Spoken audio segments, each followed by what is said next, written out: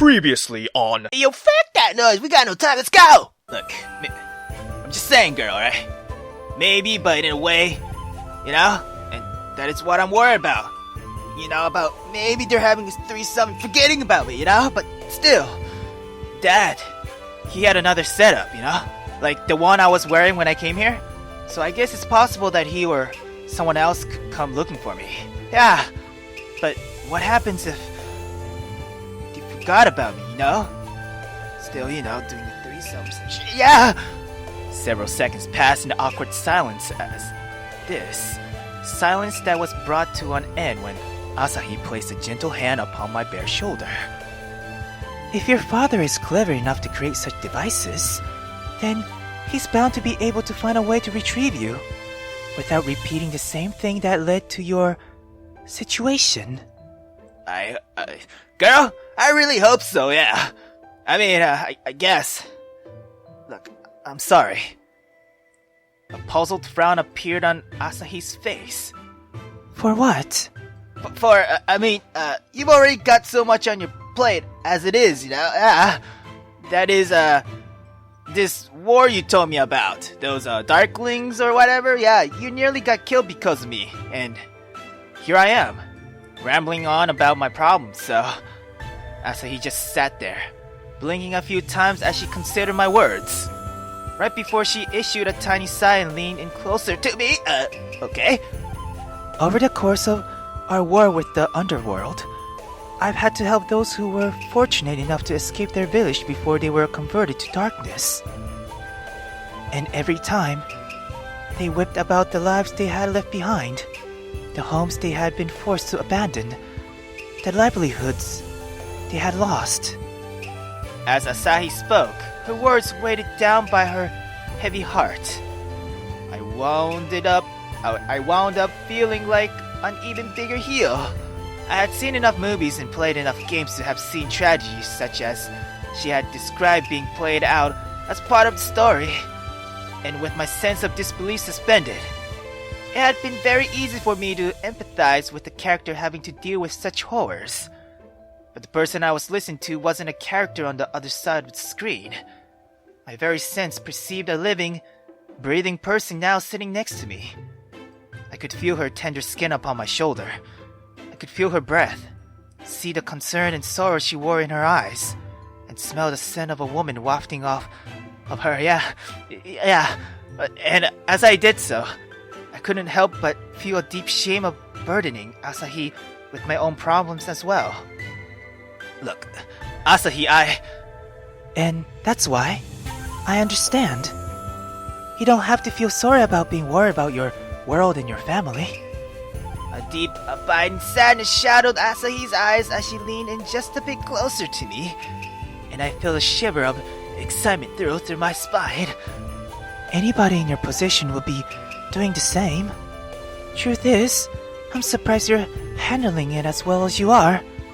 I really don't know what to say to that. I expected Asahi to be annoyed with me, especially with all of the problems she already had to deal with, you know? After all, she was fighting a war and had nearly gotten killed because of me, yeah! But even as I thought this, I reminded myself that as a soldier or warrior or whatever the fuck she is right now, Asahi had been through this before. She had probably heard the cries and torment of many people by the time I had fallen into this world of Burokku. Which, ironically enough, made me feel like an even bigger heel. Well, maybe it just hasn't really hit me yet, yeah. Listen, girl, I'm feeling a bit better now. So maybe we should start moving again, yeah. The sooner we go or get to your village, the sooner the people there can get you patched up. Asahi considered this for a moment before giving me a quick nod, allowing her hand to fall from my shoulder. Right. We can't afford to remain stationary for long. Unable to argue with this, I slowly forced myself up to my feet. Then I turned to Asahi, got down on one knee, and after gently sliding my forearms and hands beneath her frame, grunted and lifted her into my arms once more. Oi, hello again! Alright, girl. Let's just try and avoid any more of those, bushes, if you know what I'm saying. managing a Wanchaku. Asahi nodded. Agreed. We needed to go that way. Just follow this path, and we should reach Kai-Hai Village before nightfall. Nodding to this, I started further in the direction that Asahi indicated, once again aware that I was holding on incredibly beautiful and exceptionally well-endowed specimen of femininity in my arms. Doing my best to ignore the way Asahi's breasts bounced every step I took. I followed the path through the woods, constantly aware of the way the sun changed position in the sky. I wasn't sure what time it was in this world, or even if Burokku had the same hours or anything like that, which Earth did. But I honestly hoped that the warrior woman I carried was correct about us reaching her village before the light of the sun faded into night. This was a strange world with none of the familiar things that I depended upon to get by on Earth. No streetlights, no flashlights, and things much worse than a mugger in an alley. There was no doubt about it. This could and most likely would get us a lot scarier when night falls, possibly giving even greater strength to an even deeper darkness. I still don't even know much about those darklings or any of the rest of it. Why they're attacking? If they're just evil for the sake of being evil, or any of it, And as I muse upon the situation, I realized that remaining ignorant was not in my best interest. I needed to know how to survive in this world until Dad and Candy figure out how to get me back where I fucking belong, And as I considered this, pausing just long enough to hope that this didn't happen until I got Asahi home to where she could get some help at least, I realized that we hadn't really spoken about what was going on in her world. So, girl, by the way, Asahi, what is this war about anyway? Huh? The Darklings thing, you said that flow of the Underworld was turning people and village into darkness, What's that all about anyway? And how did this all get started in the first place? A dark shadow crossed Asahi's face at these words. That's a very long story. It was clear that this was a very unpleasant subject for her perspective, but as much as I didn't want to weigh Asahi down with any further burdens, I still needed to know as much as I could, because that was the only way I saw myself being able to, survive in this world, Like you said earlier, it's still a while to your village, so I think we have time for a long story, right? The look on Asahi's face made it clear that she understood my point. But at the same time, this did nothing to make her any less reluctant to discuss the events of this world to me. But even as I consider how to address this and make her more comfortable speaking with me, a powerful noise echoed through the air and caused me to pause in mid-step. A noise I immediately recognized, having heard it in many games I had played and movies I had watched. What noise? Doi! The sound of an explosion! Great! And I wasn't the only one who reacted to the sound. Oh, no! 2 words. That's all Asahi said. Great. The grief and despair that hung in the air in the wake of her words, they held an entire world of meaning. And when the second explosion sounded and her horror visibly increased, I forgot all about my fatigue, my pain, and instead focused on that sound. And as I did, I took note of a second path that branches off of the one we were presently on. It seemed to go in the direction that the sound were coming from. Explosion meant 2 things in my mind. 1, the most obviously, that there was danger somewhere close by. But 2, more importantly, that people were in danger. Something that Asahi's clear dismay immediately reinforced. And so, acting on sheer instinct, and perhaps a good-sized dose of suicidal stupidity brought on by a lifetime of being able to get out of a jam by, quitting a game and going back to the main menu, I started running down the second path, right towards the sound of the explosions. Wait, Takeshi, don't! There's nothing we can do! I really should have stopped, and under most circumstances I would have. But even as I was running, other sounds rode the winds, sound of chaos and confusion. Sounds such as screams and pleas for help. noises for conflict and cruelty, and laughter of hideous, gloating triumph. I had no idea what could be done to help. After all, I had no fucking powers or weapon, thanks Dad, and Asahi was injured and nude, save for my shirt and what little remained of her own outfit. But even as she cried out to me, tried to get me to go back the way I had come, I kept on moving, right up until I reached the edge of the woods, and found myself on a cliff made up of the blocks that compose everything in this world. And it was right then that I skidded to a halt, frozen with horror at the sight that awaited me down in the valley below. Oh no. Oh, is that tentacle? What? I thought I had seen some pretty scary stuff in the past, but what I saw below me made it look like a trip to an amusement park by comparison. Down below me in the valley was a village made up of the many blocks in this world, a village that would have otherwise looked pretty much like an other fantasy genre village that one could imagine. In other normal circumstances, I would have been willing to bet it would have been every bit as tranquil and peaceful, and even boring as you can imagine such a village being. But this was far from normal circumstances. Surrounding the village on the every side were more of the darklings I had seen before. They were swarming over everything in sight below, leaping about the tops of buildings, darting through the causeways that led through the village. But adding to the horror of the situation was that, unlike the last time I had seen them, there were now many innocent bystanders in close proximity to them. Now, unlike before, I had a view of what I took to be the average citizens of the people of Burokku, and they were very much people like just about anyone you would expect to see on the streets.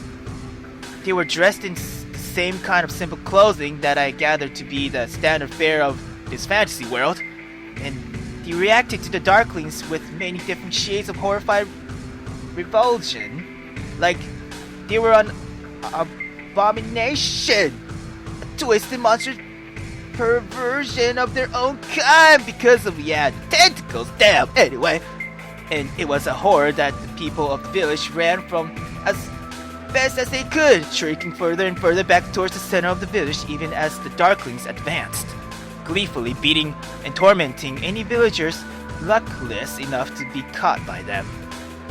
A lump of bile formed in my throat as I watched darklings carry out every evil that could be conceived by the human mind against the villagers, even as they corralled them in the center of the village. I watched savage beating and other acts of wanton evil being carried out without a trace of hesitation or compassion. And with every instance of sheer evil and malice and hate, the darklings laughed in gloating triumph and malevolent merriment. Damn. And as horror after horror piles up before me, I found myself almost speechless. Fuck. It was all I could say. All I could get past the thick lump of despair that had filled my throat. All I could say with my heart failing in the face of sheer evil. I know. Starting slightly, I looked down at the warrior woman I still held in my arms. I saw Asahi gazing upon the village as well, tears welling up in her gentle eyes as misery darkened her features. I've already seen this so many times. So many village taken. Good people turned. Swallowing loudly, gulping down the suffering that had welled up in her own throat, Asahi looked pleadingly at me. Please don't. Don't hate them. What they're doing, it's not their fault. They were turned and... Turned? Wait, so you said something about that before, and Asahi, what is going on here? What are these darklings? Why are they doing this? Why? My voice properly gave out, for there were simply no words capable of conveying the sheer horror that I now felt. But as I struggled for the words that I could say, Asahi issued a tired sigh and nodded. Alright, sit me down and I'll explain. For a moment, a part of me considered asking if perhaps it would be best if he should move away from the village first. But instead of giving voice to this sentiment, I just did as requested. Too numb to really do anything other than heed Asahi's words. And so I sat there, so I set her down so that she was sitting next to me, at which she reacted upon and took hold of my shoulder so as to steady herself and remain in a seated position. Our world, Burokku, is divided into an overworld and an underworld by the blocks that shapes the overworld, make it what it is. The blocks were first created by our ancestors many ages ago so as to make it simpler to craft this world into an ideal one. A world where we could all be happy and could live in a place that met our needs and took care of us. Like Minecraft, gotcha. So wait, you mean these mountains and valleys and all the rest of it, it's all artificial? I mean, like man-made? Of course. You don't really think that nature alone would be or would have shaped the blocks, do you? I really didn't know what to think of, yeah, to be honest. I mean, things have been happening too fast for me to really think about much of anything, Asahi gave a slight nod to this. The secret to moving the blocks was lost a very long time ago, but even so, the land gave us everything we needed, and in return, we tended to the land in relative harmony. At this point, Asahi's expression hardened in a dangerous manner. But all of that came to an end when the Underworlders found a way to push aside a block that kept them confined to the depths. The Underworlders, they lived down in the caves and cabins beneath the blocks. In fact, according to legend, the Underworld is where the blocks were first created, where our Overworld was first planned and eventually created. Okay, but then why are they doing this? Why are they? As I gestured down at the village below, Asahi followed my outstretched hand, and her features fell with fresh sorrow. The Darklings aren't Underworlders. They may have been transformed by the evil the Underworlders have brought forth from the depths of the fiery world below, but once they were Overworlders. They were people much like you and myself. It was a situation that was about as cliche as it came. A trick that I had seen more times than I cared to count in various monster movies or fucking games, I had always found this to be a plot twist that had basically been done to death. But as I looked at the all too real nightmare that was even now unfolding below, I saw nothing boring about it, or entertaining, or anything other than abhorrent and sickening. Damn. So, what you said about villages being turned, you meant the villagers as well. Asahi gave a tiny sniff before nodding. But what about these Underworlders who you told me about? Yeah, if they're the ones who are turning your people into Darklings, then where are they? And how many are they? What? There are 3 of them. At least, only 3 that we've seen. And as for where they are, they should be arriving any second now. Here. Say what? Issuing a noise of confusion, I watched as Asahi reached into what remained of her own clothing. A moment later, she pulled forth a crystal block that burned with its own inner light. This is a Farsight crystal. We can use it to see and hear whatever happens below as if we were down there ourselves. And since we're here, you might as well see for yourself what we're facing, and what will happen to us all if we cannot stop the Underworlders.